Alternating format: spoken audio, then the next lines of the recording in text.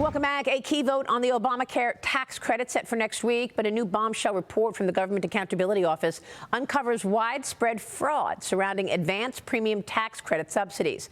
Federal exchanges reportedly approved fake beneficiaries, and they then paid them premium subsidies. In 2023, 58,000 quote-unquote deceased people were still receiving payments, up to $21 billion going to overpayments or ineligible enrollees. 29,000 cases involved the same Social Security number used in multiple subsidized plans. Joining me now is Texas Congressman Chip Roy, a member of the House Budget Committee. Congressman, good to see you. Thank you so much for being here. How does this happen? Good morning, Maria. Well, look, the GAO had a study that uncovered a lot of this fraud, demonstrating what a lot of us know, which is if you're going to have all of these subsidies flying out, you're going to have rampant fraud. And look, importantly, Democrats have been saying we need to give more money to insurance companies. President Trump, as usual, is completely correct. He says, don't do that. Let's side with the American people and provide options for them. Let's give support to American families and hardworking Americans who can't afford health care right now. The American people are rightly really angry that they can't afford health care. The average family of four having to spend $25,000 between themselves and their employer to get subpar care, to have no access to the doctors of their choice, have fewer options, and spending more money. President Trump in his first term did, short-term limited duration plans and creating options for American families. Now Congress needs to step up and help the president. We need to give freedom options for the average hardworking American family so you can afford a catastrophic plan, go get, health sharing, be able to have something that you can be able to go to the doctor of your choice rather than enriching insurance companies, which is what Democrats want to do. We need to follow the president and back him up, and so we can root out the kind of fraud that you're talking about here, Maria. It's interesting because I think this has been a focus for Republicans from day one, the beginning of certainly President Trump's second term, and the president as well has focused on reining in inflation, and yet the whole idea of Democrats using the word affordability, it's sort of caught fire, it's sticking, and so it looks like they're focused on affordability and you're not, even though you have been doing this for so long.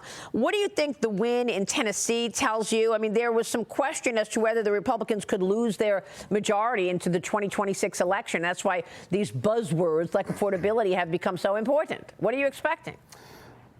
Well, the American people are really happy to see the president deliver on what he said he would do. Strong borders where we've stopped the flow of all of the illegal immigrants into our country, stopping fentanyl pouring into Texas, standing up around the world, a military that's now focused on a war-making machine, the Department of War. We have, enlistments are up. The Academy nominations are up. People are excited again to serve in the United States military because of this president. I think you're seeing now, people are saying, well, they only won by 9 points. This was a special election. The American people know that we're delivering for them. But yes, we now need to stand behind the president, and we do need to address affordability. Congress did a great job working with the president to get taxes down in the big, beautiful bill, to root out a lot of the waste and fraud in Medicaid and get spending cut, the biggest reforms in mandatory spending in a generation. We need to deliver for the American people. And if we do that, we'll be fine next November. But we've got to back up the president. Congress needs to actually get on offense on health care, get on offense on housing affordability. Why do we have foreign interest owning housing stock? Why don't we stop that? Why do we have big corporations owning houses in America? Let's stop that. Let's stop enriching insurance companies, and let's give power to American families to afford health care. If we do those things, we'll have a major majority next November. So bottom line, will you see the Affordable Care Act subsidies extended? Well, look, I think we need to focus on delivering for hardworking families, and the subsidies will continue to subsidize insurance companies. Okay. They get 85% of their profit from insurance companies. Wow. Look, some of my moderate Republican friends want to go cut a deal with Democrats. I think that's a mistake. Let's all sit down together as Republicans and deliver on something that will help families rather than shoveling more subsidies to insurance companies. All right, let me move on and get your take. The House Freedom Caucus joined progressive Democrats in a rare bipartisan push to reform the federal criminal justice system. New legislation would create a comprehensive database of all federal criminal laws and regulations. I know you helped lead this bill. Yeah, Maria, this is a bill that I'm really proud of, and it's sort of odd that you have to do it. I just came to Washington about 6 years ago, and I said, how many crimes are there? And nobody could tell me. The Department of Justice did a report, and then they said they gave up. They couldn't count them. The Congressional Research Service couldn't tell me. So I introduced legislation to say, can you count the crimes? Tell me what the penalties are. Tell me what the mens rea is and what you need to do to commit the crime. And then how much are these being prosecuted? So Democrats said, yeah, we'll do that too. do. I think it's important because this Department of Justice, our government, has been weaponized against the people. Take the FACE Act, for example, criminalizing people exercising their faith and going and praying at abortion clinics, and they end up in jail for years and years and years. Or the January 6 folks that were prosecuted. We don't even know all the crimes that can be, levied against you, and you end up in jail. How about all the regulations? There's something like 300,000 regulations that can result in criminal punishment on the average American. We should know all of this, and then we should start reducing a lot of these crimes, eliminating redundancy, and making sure that we're consistent in how we apply the law so the government's not weaponized against people like it was weaponized against President Trump. Well, weaponized, yeah. Let's talk about weaponization, because the House Judiciary Committee just sent a subpoena to former special counsel Jack Smith, saying that he needs to testify at a closed-door session on December 17th. President Trump also wants him to testify in public. Watch this. I wondered, for a deposition, I wondered if you'd prefer to see that as a hearing so that the American public can see the questions and the responses more easily. I'd rather see it probably at a hearing. Look, Jack Smith is a thug. He's a failed prosecutor. He's a bad man. Also, a top federal court official is defending Judge James Boasberg and his gag order, which hid subpoenas related to the Arctic frost investigation. They say that the chief judge was likely unaware that the intended targets were members of Congress.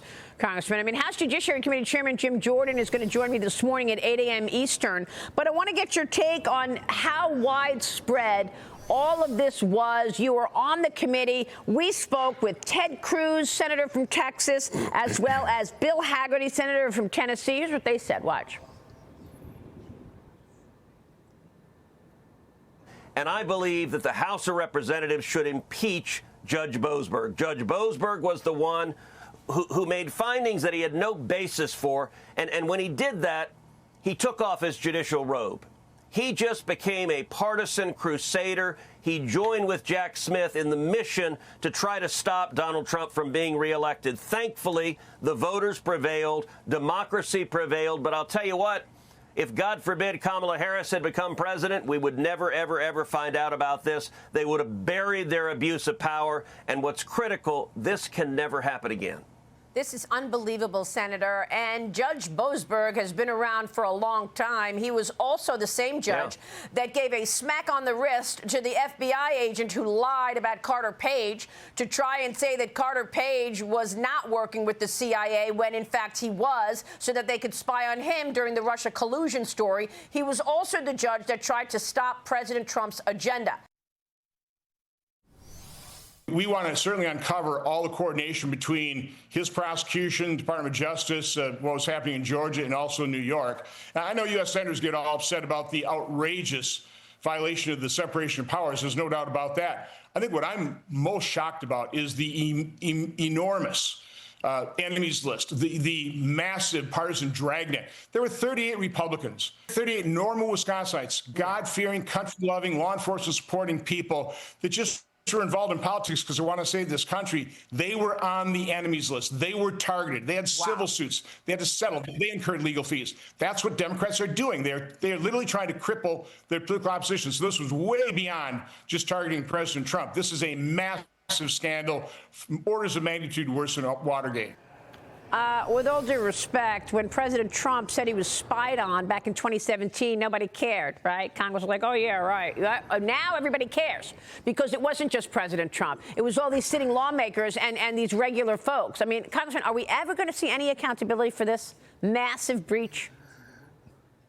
Well, certainly, I'm glad you're going to have Jim on, Jim Jordan on at 8 o'clock. Jim's right to subpoena Jack Smith. The amount of abuse is egregious. It's the biggest scandal, certainly in modern times, if not in American history. If you look at the depth and the breadth of the abuse of power by the Biden administration and the Department of Justice that was directed at President Trump specifically, directed at his administration. And yes, Ron Johnson's right, directed against average Americans with this list that they were targeting people. He's correct. And then obviously targeting senators and members of Congress. The bottom line is we need to pull them in. We need to hold them accountable. We need to expose it to the American people because it's real. You cannot have an empowered federal government that is abusing power, targeting people for their political beliefs and values. President Trump is the face of that, and he's bringing it to light. God bless him for it. Yeah, and it's even worse than that. Not only did Jack Smith go to AT&T, go to Verizon, demand the phone records, go to J.P. Morgan, demand bank records, okay? But then they also told those organizations, don't tell them that we're getting this info. I mean, that's unbelievable. And Boasberg should be impeached. Ted Cruz is right. Boasberg should be impeached. The House should impeach him. Okay. And look, we got to restore the rule of law. That's why I'm running for Attorney General. Thanks, Congressman, thank you. Chip Roy joining us this morning. Thank you, sir. We'll be right back.